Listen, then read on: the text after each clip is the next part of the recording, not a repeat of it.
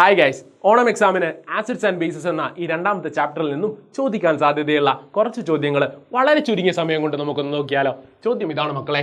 Red litmus paper is dipped into A solution in test tube. Red litmus turns blue.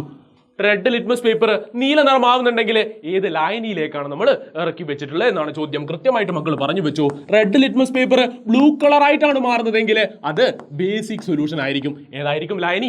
Basic ലായനിയാണെന്നുള്ള കാര്യം കൃത്യമായിട്ട് മനസ്സിലാക്കി വെക്കാം. Simple അല്ലേ? രണ്ടാമത്തെ ചോദ്യം ഇതാണ് മക്കളെ. ചോദിക്കാൻ സാധ്യതയുള്ള ചോദ്യങ്ങളിലെ രണ്ടാമത്തെ ചോദ്യം ഇതാണ്. What colour does methyl orange turn in basic solution? എന്താ ചോദ്യം? ബേസ് ലായനിയിൽ മീഥൈൽ ഓറഞ്ച് ഏത് നിറമായിട്ടാണ് മാറുന്നത് എന്ന് കൃത്യമായിട്ട് മക്കൾ മനസ്സിലാക്കി. ബേസ് ലായനിയിലാണെങ്കിൽ അയാള് മഞ്ഞ നിറമായിട്ടാണ് മാറുക, എന്നാൽ ആസിഡ് ലായനിയിലാണെങ്കിൽ അയാൾ ചുവപ്പ് നിറമായിട്ട് മാറും. സോ മീഥൈൽ ഓറഞ്ചിന്റെ പ്രത്യേകത മനസ്സിലാക്കി വെക്കാം. എക്സാമിന് ചോദിക്കാൻ സാധ്യതയുള്ള രണ്ടാമത്തെ ചോദ്യം. ക്ലിയർ അല്ലേ മക്കളെ? മൂന്നാമത്തെ ചോദ്യം ഇതാണ്. ടേബിൾ കംപ്ലീറ്റ് ചെയ്യുക, അല്ലെങ്കിൽ പട്ടിക പൂർത്തിയാക്കാൻ പറഞ്ഞിരിക്കുന്നു. മക്കളോട് ഭക്ഷ്യവസ്തുക്കളുടെ കുറച്ച് ലിസ്റ്റ് തരും. ഈ ഭക്ഷ്യവസ്തുക്കളിൽ അടങ്ങിയിരിക്കുന്ന ആസിഡുകൾ ഏതൊക്കെയാണെന്നുള്ളത് കൃത്യമായിട്ട് പഠിച്ചു പോവുക. എക്സാമിന് ചോദിക്കുമെന്നുള്ള കാര്യം 100% ഉറപ്പാണ്. നോക്കണേ മക്കളെ, ഒരു പ്രധാനപ്പെട്ട ആസിഡാണ് മാലിക് ആസിഡ്. ഈ മാലിക് ആസിഡ് അടങ്ങിയിരിക്കുന്ന ഭക്ഷ്യപദാർത്ഥം ഏതാണ്? ആപ്പിൾ ആണെന്ന് നമുക്കറിയാം. അത്തരത്തില് ടാർട്ടാറിക് ആസിഡ് അടങ്ങിയിരിക്കുന്ന ഭക്ഷ്യപദാർത്ഥം എന്ന് പറയുന്നത് ടാമറിൻ ആണ്. ടാർട്ടാറിക് ആസിഡിന്റെ ടാ ഓർക്കുക. ടാമറിൻ അല്ലെങ്കിൽ പുളിയിൽ അടങ്ങിയിരിക്കുന്ന ആസിഡാണ് ടാർട്ടാറിക് ആസിഡ്. മൂന്നാമതായിട്ട് പറഞ്ഞു വെച്ചു, വിനെഗർ അല്ലെങ്കിൽ വിനാഗിരിയിലുള്ള ആസിഡ് ഏതാ? കൃത്യമായിട്ട് മക്കൾക്ക് അറിയാം. അസറ്റിക് ആസിഡ് ആണ് വിനാഗിരിയിലുള്ള ആസിഡ്. ക്ലിയർ അല്ലേ? സിമ്പിൾ അല്ലേ? ലാസ്റ്റ് ചോദ്യം ഇതാണ്.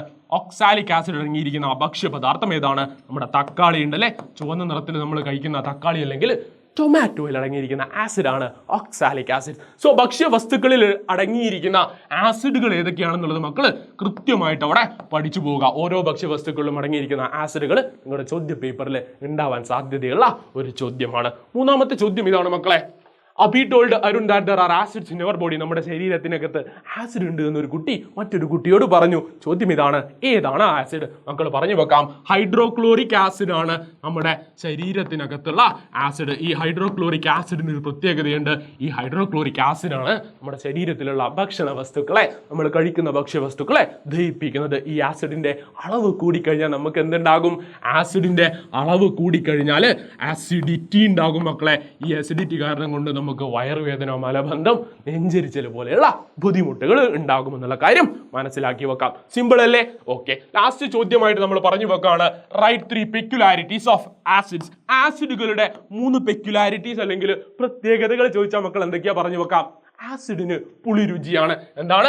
ആസിഡിന് പുളിരുചിയാണ്, അല്ലെങ്കിൽ സോർ ടേസ്റ്റ് ഉള്ള ആളുകളാണ് ആസിഡ്സ്. സിമ്പിൾ അല്ലേ? സോ ആദ്യം മക്കൾ പറഞ്ഞു വെക്കാം, ആസിഡ് ആണെങ്കിലും ബേസ് ആണെങ്കിലും അവരുടെ ടേസ്റ്റ് എന്താണെന്ന് പറഞ്ഞു വെക്കാം. സിമ്പിൾ അല്ലേ? രണ്ടാമത്തെ പോയിന്റ് ആയിട്ട് നമുക്ക് പറഞ്ഞു വെക്കാം, ഈ ആസിഡ്സ് എന്ന് പറയുന്ന ആളുകൾ ബ്ലൂ ലിറ്റ്മസ് പേപ്പറിനെ റെഡ് കളറാക്കി മാറ്റുന്ന ആളുകളാണ്. സോ പറഞ്ഞു വെക്കാം, നീല ലിറ്റ്മസ് പേപ്പറിനെ ചുവപ്പ് നിറമാക്കുന്ന ആളുകളെയാണ് ആസിഡുകൾ എന്ന് പഠിച്ചിട്ടുള്ളത്.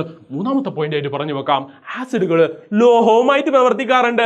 ആസിഡ്സ് ലോഹം അല്ലെങ്കിൽ മെറ്റലുകളുമായിട്ട് പ്രവർത്തിച്ചുകൊണ്ട് എന്ത് പുറത്തേക്ക് വിടാറുണ്ട് മക്കളെ? ഹൈഡ്രജൻ ഗ്യാസ് പുറത്തേക്ക് വിടാറുണ്ട് എന്നുള്ള കാര്യം മൂന്നാമത്തെ പോയിന്റ് ആയിട്ട് പറഞ്ഞു വെക്കാം. ഇനി മക്കളോട് ബേസിന്റെ പ്രോപ്പർട്ടി അല്ലെങ്കിൽ പ്രത്യേകതകളാണ് ചോദിക്കുന്നതെങ്കിലോ? ബേസിന്റെ പ്രോപ്പർട്ടീസ് അല്ലെങ്കിൽ പ്രത്യേകതകളാണ് ചോദിക്കുന്നതെങ്കിൽ മക്കൾ അവിടെ പറഞ്ഞു വെക്കാം, ഇയാള് റെഡ് ലിറ്റ്മസ് പേപ്പറിനെ ബ്ലൂ ആണ് ആക്കാറ്. എന്താ മാറ്റാറുള്ളത്? റെഡ് ലിറ്റ്മസ് പേപ്പറിനെ ബ്ലൂ ആക്കി മാറ്റുന്ന ആളുകളാണ് ബേസുകൾ എന്നുള്ള കാര്യം ഒന്നാമത്തെ പോയിന്റ് ആയിട്ട് പറഞ്ഞു വെക്കാം. രണ്ടാമത്തെ പോയിന്റ് ആയിട്ട് പറഞ്ഞു വെക്കാം, ബേസിന് വഴുവഴുപ്പുണ്ട്. എന്താണ്? സ്ലിപ്പറി ആയിട്ടുള്ള വസ്തുക്കളാണ് ബേസുകൾ. സോ വഴുവഴുപ്പുള്ള വസ്തുക്കളാണ് ബേസ് എന്നുള്ള കാര്യം രണ്ടാമത്തെ പോയിന്റ് ആയിട്ട് പറഞ്ഞു വെക്കാം. മൂന്നാമതായിട്ട് നമ്മൾ എന്താ പറയാ? മൂന്നാമത്തെ പോയിന്റ് ആയിട്ട് പറഞ്ഞു വെക്കാം, ബേസുകള് ഫിനോഫ്തലിന് ചേർത്ത് കഴിഞ്ഞാൽ പിങ്ക് നിറമായിട്ട് മാറും. ഫിനോഫ്തലിനാണ് ചേർക്കുന്നതെങ്കിൽ പിങ്ക് നിറമായിട്ട് മാറും. ആരുടെ പ്രസൻസിലാണ് മക്കളെ? ഫിനോഫ്തലിൻ ചേർത്ത് കഴിഞ്ഞാൽ, ഫിനോഫ്തലിൻ എന്ന് പറഞ്ഞ ഇൻഡിക്കേറ്റർ അല്ലെങ്കിൽ സൂചകം ചേർത്ത് കഴിഞ്ഞാൽ ബേസ് പിങ്ക് കളറായിട്ട് മാറും. സോ കൃത്യമായിട്ട് മക്കൾ എന്ത് ചെയ്യുക? ബേസുകളുടെയും ആസിഡുകളെയും പെക്യുലാരിറ്റീസ് അല്ലെങ്കിൽ പ്രത്യേകതകളും പഠിച്ചു പോകാം. സിമ്പിൾ അല്ലേ? ഓക്കെ അല്ലേ? അപ്പൊ നമ്മൾ എന്ത് ചെയ്യാം മക്കളെ? ഈ ക്ലാസ്സിന്റെ നോട്ട്സ് കിട്ടണമെങ്കിൽ നമ്മൾ കൃത്യമായിട്ട് ലൈവുകൾ പോയിട്ടുണ്ട്. അതുപോലെ തന്നെ റെക്കോർഡഡ് ആയിട്ടുള്ള ക്ലാസ്സസും മക്കൾക്ക് പ്രൊവൈഡ് ചെയ്തിട്ടുണ്ട്. ഈ ക്ലാസ്സസിന്റെ ഒക്കെ നോട്ട്സ് കിട്ടണമെങ്കിൽ മക്കൾ എന്ത് ചെയ്യുക? നമ്മുടെ കമ്മ്യൂണിറ്റിയിൽ ജോയിൻ ചെയ്യുക. ഈ വീഡിയോയുടെ ഡിസ്ക്രിപ്ഷനകത്ത് എന്തുണ്ടാവും മക്കളെ? ഈ കമ്മ്യൂണിറ്റിയിൽ ജോയിൻ ചെയ്യാനുള്ള ലിങ്ക് ഉണ്ടാവും. സോ പ്രാക്ടീസ് ക്വസ്റ്റ്യൻസും നോട്ട്സും കിട്ടാൻ വേണ്ടി കൃത്യമായി നമ്മുടെ കമ്മ്യൂണിറ്റിയിൽ ജോയിൻ ചെയ്യാം. Thank you.